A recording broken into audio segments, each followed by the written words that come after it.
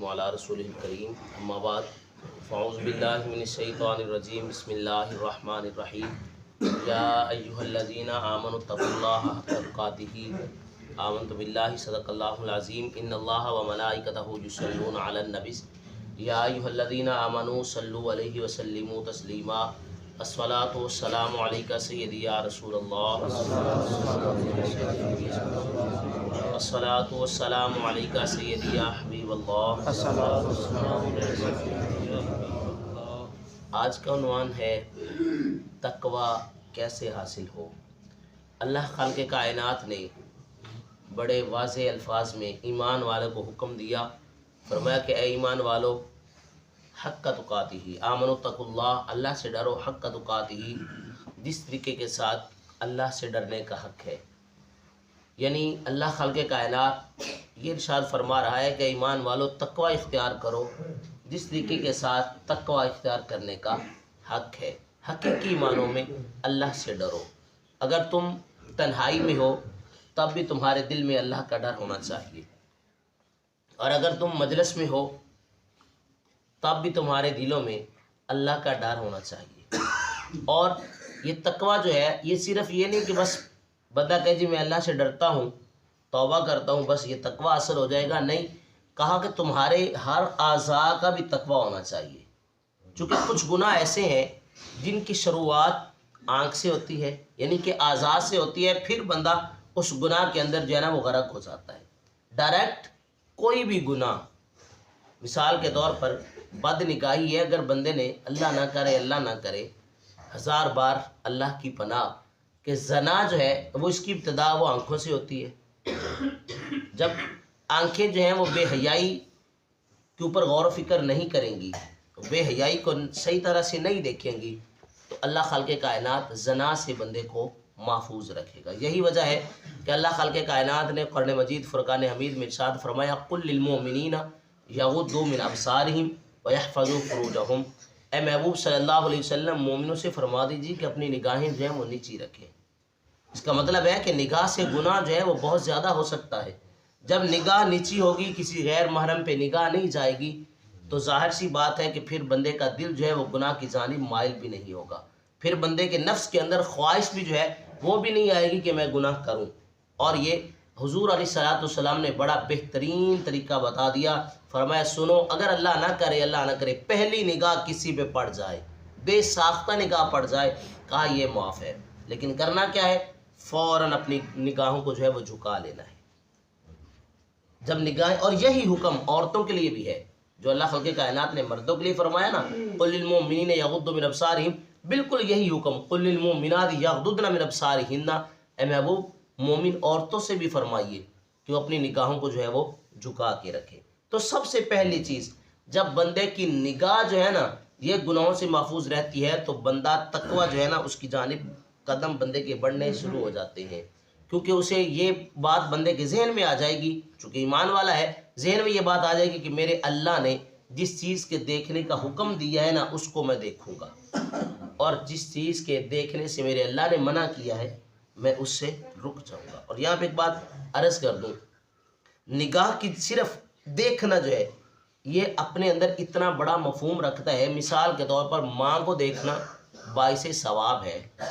حضور صلی اللہ علیہ وسلم نے فرمایا کہ جو بندہ ماں باپ کا دیدار کرے اسے ایک مقبول حج کا ثواب ملتا ہے. لیکن اس کے برعکس اللہ نہ کرے 1000 بار اللہ کی پناہ کہ دل کے اندر ہے ماں لیکن گندا خیال آ جائے. اسی ماں کو دیکھنا باعث ثواب تھا، اب اسی ماں کو دیکھنا حرام ہو جائے گا. بہن کو دیکھنا باعث ثواب ہے، بیٹی کو دیکھنا باعث ثواب ہے. اللہ نہ کرے، جو مسلمان ہیں اس کے ذہن میں تو یہ خیال بھی نہیں آتا، لیکن پھر بھی ایک میں صرف آنکھوں کی جو ہے نا وہ بات کر رہا ہوں. اللہ نہ کرے ایسا خیال کبھی دل میں آ جائے تو جس کو دیکھنا باعث ثواب تھا اس کو دیکھنا حرام ہو جائے گا. تو اس کا مطلب ہے کہ صرف نگاہ ہی جو ہے نا یہ اپنے اندر بڑا مفہوم رکھتی ہے. اس کے بعد پھر ہے سماعت، کانوں سے تقوی جو ہے، کانوں کا تقوی. جب بندہ کسی بری بات سے بچ جاتا ہے، کسی بری بات کے سننے سے، تو اللہ خالق کائنات بندے کو گناہوں سے بھی بچا لیتا ہے. تو تقوی جیسے آنکھ کا تقوی ہے ویسے کان کا بھی تقویٰ ہے. اور پھر آ گئی زبان. یہ سب سے بڑی جو ہے نا وہ فساد کی جڑ ہے، جس کے بارے میں غالباً بزرگوں کا قول ہے کہ یہ صبح کے وقت میں سارے اعضاء جو ہے نا وہ زبان سے کہتے ہیں اگر تو سارا دن ٹھیک رہی تو ہم بھی ٹھیک رہیں گے، اور اگر تو ٹھیک نہ رہی نا تو پھر ہم بھی خراب ہو جائیں گے. اور رسول اللہ صلی اللہ علیہ وآلہ وسلم نے یہ اس اپنی زبان مبارک کو پکڑا. فرمایا میرے غلاموں سنو، تم یوں کرو مجھے 2 چیزوں کی ضمانت دے دو، میں تمہیں جنت کی ضمانت دیتا ہوں. کتنی بڑی بات رسول اللہ نے فرمائی. فرمایا میں تمہیں جنت کی ضمانت دیتا ہوں لیکن تم مجھے 2 چیزوں کی ضمانت دے دو. صحابہ رس کہتے ہیں یا رسول اللہ صلی اللہ علیہ وسلم وہ تو 2 چیزیں کون سی ہیں؟ فرمایا ایک وہ جو تمہارے 2 ہونٹوں کے درمیان ہے یعنی زبان، اور ایک وہ جو تمہاری 2 ٹانگوں کے درمیان ہے یعنی شرمگاہ. فرمایا تم 2 چیزوں کی ضمانت مجھے دے دو کہ یہ غلط راستے پہ نہیں چلیں گی، میں تمہیں جنت کی ضمانت دیتا ہوں. اب جس بندے نے کسی جنتی کو دیکھنا ہو وہ خود اپنی زندگی پہ غور کر لے کہ اگر میری زبان اور میری شرمگاہ یہ گناہوں سے محفوظ رہی ہیں تو رسول اللہ صلی اللہ علیہ وآلہ وسلم کی اس حدیث کے مطابق، رسول اللہ کی ضمانت کے مطابق وہ بندہ جنتی ہے.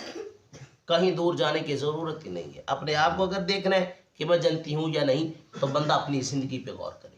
اور اگر اللہ نہ کرے گناہ ہو جائے تو جب بندہ معافی مانگ لیتا ہے نا تو رسول اللہ صلی اللہ علیہ وآلہ وسلم نے فرمایا وہ ایسے ہی ہو جاتا ہے جیسے اس نے کوئی گناہ کیا ہی نہیں، جیسے وہ ابھی ماں کے پیٹ سے پیدا ہوا ہے.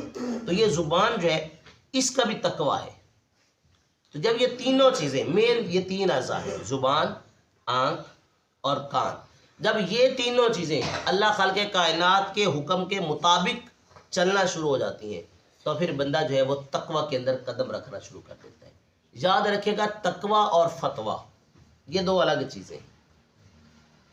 بعض اوقات کتنی ساری چیزیں ایسی ہیں جو ظاہراً یہ فتویٰ دیا جاتا ہے کہ یہ چیز ٹھیک ہے یہ کر لو، لیکن تقوی کا مقام یہ ہے، تقویٰ یہ چاہتا ہے کہ جس میں شبہ بھی ہو اس کو چھوڑ دیا جائے. غالباً حضرت علی المرتضیٰ کرم اللہ تعالیٰ وجہ الکریم یا سیدنا عمر فاروق رضی اللہ تعالیٰ عنہ سے پوچھا گیا کہ حضور تقویٰ کیا ہے؟ تو آپ نے مثال سے بیان فرمایا تقویٰ یہ ہے کہ تمہارے اوپر جو ہے نا وہ ململ کا کپڑا ہو اور تم نے خاردار جھاڑیوں سے گزرنا ہو تو یوں گزرو کہ تمہارا کپڑا جو ہے نا وہ جھاڑیوں میں الجھے نہ. اوپر کپڑا لیا ہوا ہے، گزرنا ہے جھاڑیوں سے، خاردار کانٹے دار جھاڑیاں ہیں تو جھاڑیوں سے یوں گزر جاؤ کہ تمہارا کپڑا جو ہے نا وہ کسی جھاڑی کے ساتھ اٹکے ہی نہیں. یہ تقویٰ ہے. یعنی زندگی یوں گزارو کہ ہر قدم پہ بندے کے ذہن میں یہ بات آئے کہ کہیں یہاں پہ مجھ سے غلطی نہ ہو جائے، کہیں یہاں پہ میں جو ہے نا پھنس نہ جاؤں، کہیں یہ.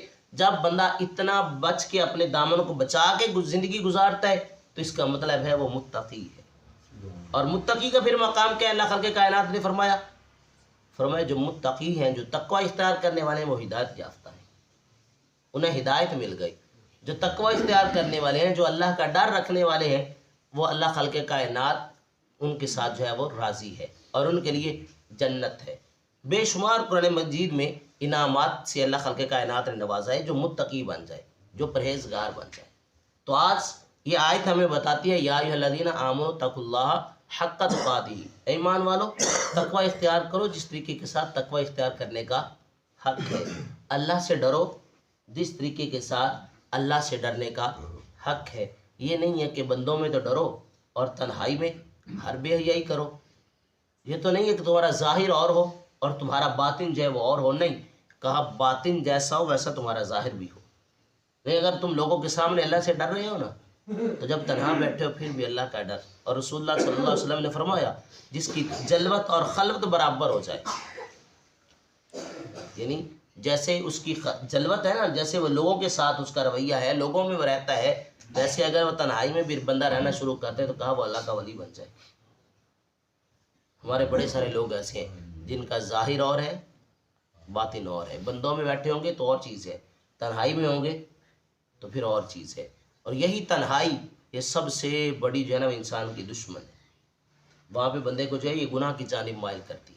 اسی لیے رسول اللہ صلی اللہ علیہ وسلم نے تنہائی میں بیٹھنے سے منع بھی کیا ہے.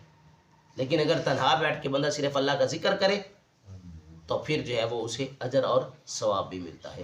تو اللہ خالق کائنات کی بارگاہ میں دعا ہے کہ اللہ خلق کائنات ہماری حاضری کو اپنی بارگاہ میں قبول فرمائے، آمین۔ وآخر دعوایا ان الحمد للہ رب العالمین۔